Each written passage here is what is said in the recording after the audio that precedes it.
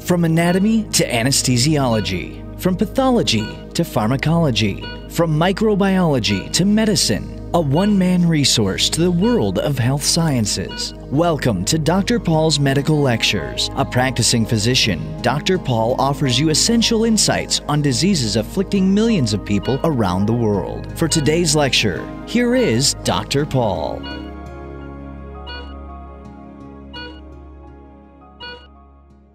Today I want to talk a few minutes about migraine headaches and their treatment. And first let me recap some of the most important things about these headaches. Migraine headache usually lasts 4 to 72 hours, usually unilateral in onset, but it spreads bilaterally, has a pulsating quality, and it has moderate or severe intensity of pain. It's aggravated or inhibited by physical activity. Many times there is nausea, photophobia, and an aura. And differentiate it with a cluster headache. Cluster headache is strictly unilateral, located in the supraorbital area, lasts like 15 to 180 minutes. It's less explosive or excruciatingly painful condition. You can have 1 attack to 8 attacks per day. And then tension headache, it is like a tightening, it's non-pulsating, usually bilateral band-like distribution of pain.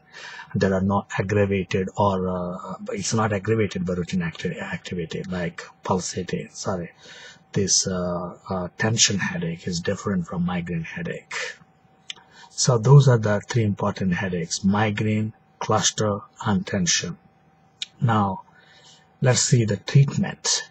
We all know about the dihydroergotamines. The dihydroergotamines and the other ergot derivatives we use commonly. Now, let us see some of the most important things in this area. So, most of these forms are absorbed rapidly, and rapidly absorbed forms are superior to oral preparations, but these medications themselves can cause nausea. That's why you need to treat nausea when treating patients with migraine. And sometimes when oral administration is not possible, you need to use peripheral administrations. But ergot alkaloids are contraindicated in patients with hypertension or cardiovascular disease. So ergot alkaloids and triptans are contraindicated in patients with hypertension and other cardiovascular disease. That's a very, very important point. Remember that ergot alkaloids and the triptans are contraindicated in patients with hypertension or other cardiovascular disease. So ergot alkaloids for acute treatment, then prophylactic treatment. When patients are getting repeated attacks, like more than 2 attacks per week, you need to think about how to prevent it. We have tricyclic antidepressants, beta blockers, calcium channel blockers to prevent these attacks. So remember those things: tricyclic antidepressants, beta blockers, calcium channel blockers, and also anticonvulsants. These 4 classes you can choose based on the patient's clinical history. So migraine during pregnancy should be treated only with narcotic analgesics. Why?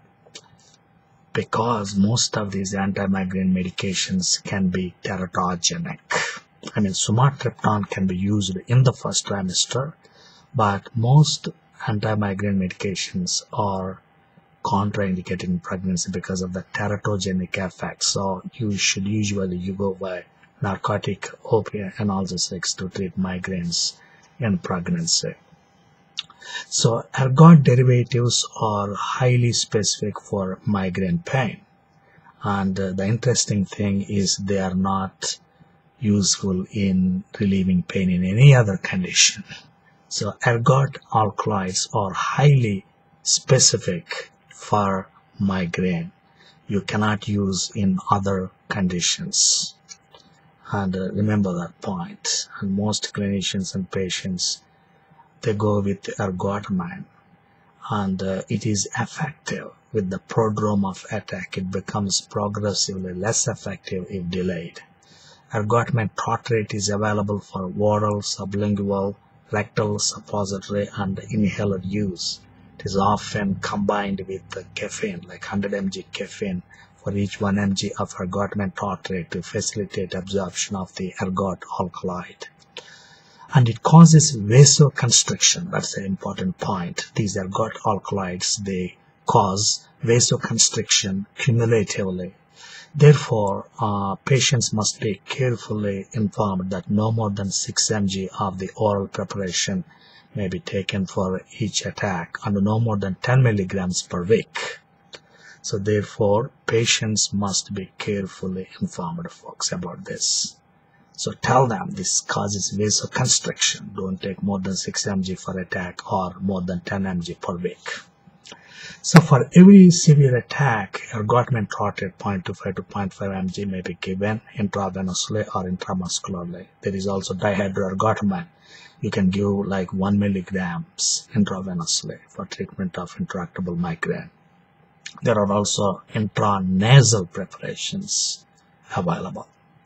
So let me recap and finish. There are 3 kinds of headaches usually: migraine, cluster, and tension.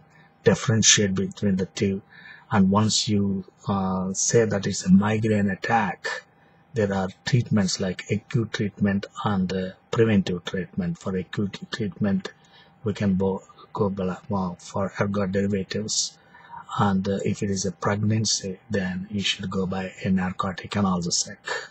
Otherwise, like ergot alkaloids are useful. For preventive treatment, those 4 classes like tricyclic antidepressants, beta blockers, calcium channel blockers, and anticonvulsants. You use those medications. So that's about the treatment of migraine. If you have any comments, please feel free to post them on our video. And thank you very much. Visit our website for other videos. Thank you. Have a nice day.